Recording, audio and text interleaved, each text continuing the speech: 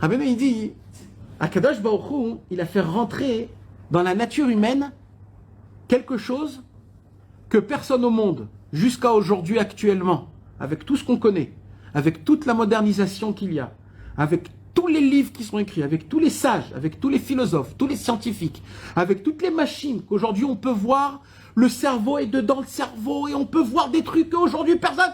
Il y a encore des choses qu'on ne peut pas expliquer. On ne peut pas expliquer le rêve. Jusqu'à aujourd'hui, aucun docteur au monde peut expliquer le rêve. Comment il vient, comment on fait pour rêver sur quelque chose. On ne peut pas. Deuxième chose, pourquoi on bâille quand on est fatigué? Pourquoi? C'est quoi ce truc-là? Qu'est-ce que tu es en train de faire? C'est quoi? Qu'est-ce qui se passe? Qu'est-ce qui se passe avant et après? Et quand tu l'as fait, tu es rassasié. C'est quoi ce truc-là? Mais le pire de tout ça, il dira Benou, c'est quoi? Quand tu éternues, il y a une explication. Ouais, il y a une explication. Dans l'éternuement, il y a une explication. Je ne sais pas si c'est une vraie, mais les gars, ils expliquent encore l'éternuement. Mais il y a une chose qu'ils n'ont pas expliquée. C'est le soupir. Quand tu fais comme ça. Oh là là là là là là. C'est quoi? Regarde, venez, on est un petit peu, parce que c'est un peu dur d'expliquer quelque chose qu'on est habitué. Alors, laissez-moi un petit peu vous expliquer les choses simples, d'accord? D'une manière, reprenez-vous comme un tout petit enfant qui connaît rien, d'accord?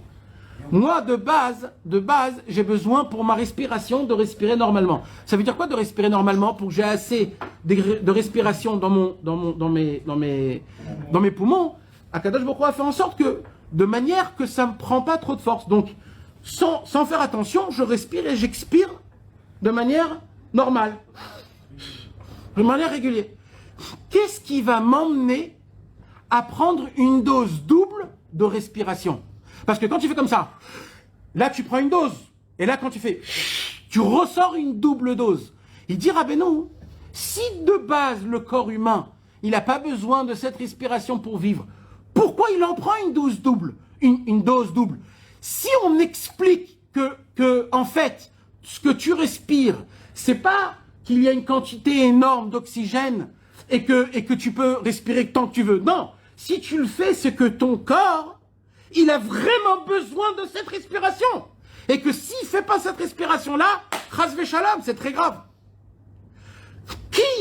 Comment ça se fait que le corps humain, il t'emmène, à chaque fois que tu sens dans ton cœur un manque, le fait de respirer, d'expirer une double dose.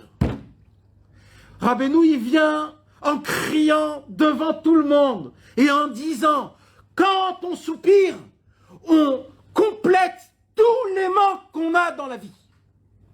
Je répète, le soupir, c'est ça qui complète tous les manques de ta vie, matériellement, spirituellement.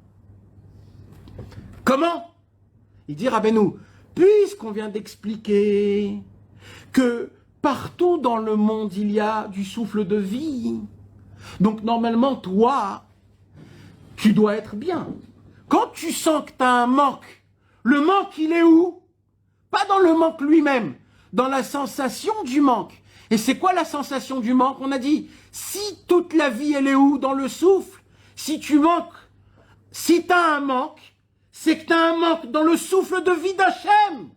Alors comment tu fais pour compléter ce manque? Tu prends une dose de souffle double en faisant un soupir ou un gémissement. Et c'est comme ça que quand tu fais... là, ça t'aide à ressentir moins le manque. Que vous le vouliez ou pas, mes amis, essayez de voir qu'à chaque fois que vous faites ce soupir ou ce gémissement, la sensation du manque, elle s'affaiblit. Pourquoi? Rabbeinu, il a expliqué, tout simple.